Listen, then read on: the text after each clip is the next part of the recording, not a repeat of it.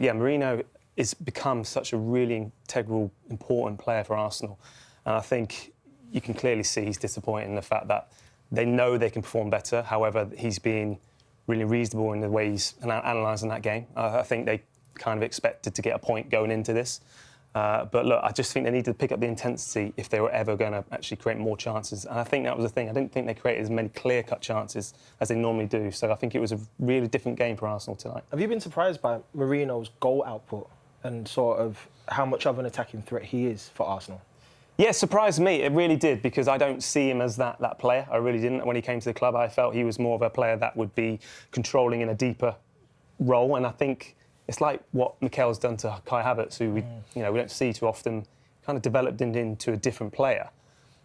He's done the same thing here. It's interesting now, Theo, isn't it? Because if Gyökeres is fit, if Havertz is on his way back fit, Gabriel Jesus back on the bench today, where does Merino fit into this team? I think he's more trusted in the big games. I do. I think he's a player that you know what you're going to get. You know exactly the kind of game you're going to face.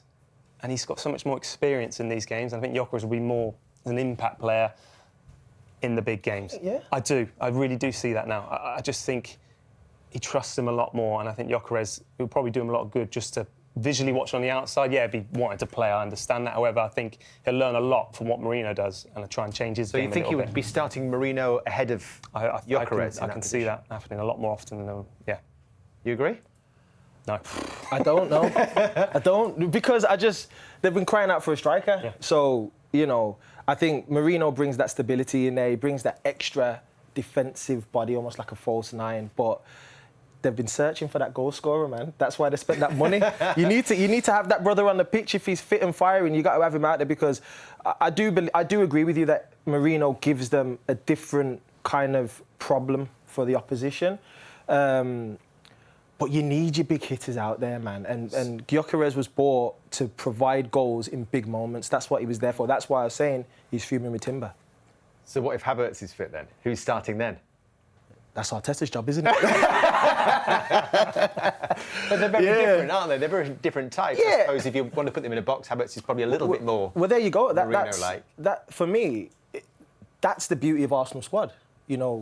This is the best squad they've had since the Invincibles. For me, when you look at them and you look at the players they've got in each position, they've got high quality players. It's not, okay, I've got a young lad who's coming in and he's this or he's that. These are seasoned professionals at the highest level.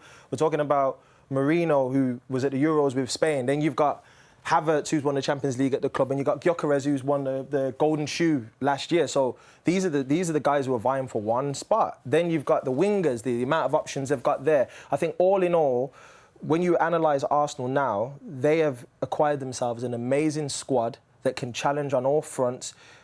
They are probably, when you analyse other teams, they're looking at Arsenal as the standard now and going, I don't think that's happened in the last maybe 15 or 20 years. Theo, you could correct me if I'm wrong, as a former Arsenal player. But to me, when I look at them, I think the expectation is that they are the standard and they're being hunted now. The expectation of them winning the Premier League is probably a collective sort of feeling, which is, again, probably the first time it's really happened, where we're looking at Manchester City, we're looking at Liverpool, we're looking at Chelsea and going, Chelsea are a surprise package this season. The expectation wasn't for them to be challenging.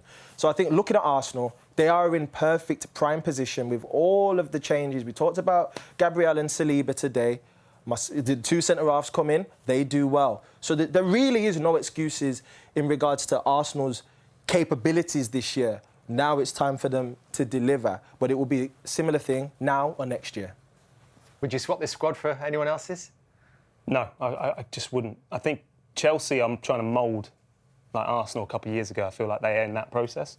I wouldn't change the squad for anyone. I think the options he has, we spoke about on numerous occasions, they're all testing each other, they all challenge each other in a really competitive, strong, positive way. I think there's plenty of positivity coming out of the club constantly, except from Mikel Arteta. He sets the start every day. I just think, for me, Arsenal, they need to be winning games like this, though, when you're going 10 men. We were saying they've got the best squad. Well, go and show me in these games when you're against 10 men to win. But having said that, they've just kept them at bay. So they will be disappointed, I understand that. But we're talking about the best squad right now that are trying to challenge Chelsea with 10 men. not quite enough today for me. But look, they won't be they'll be disappointing result. However, they got a point.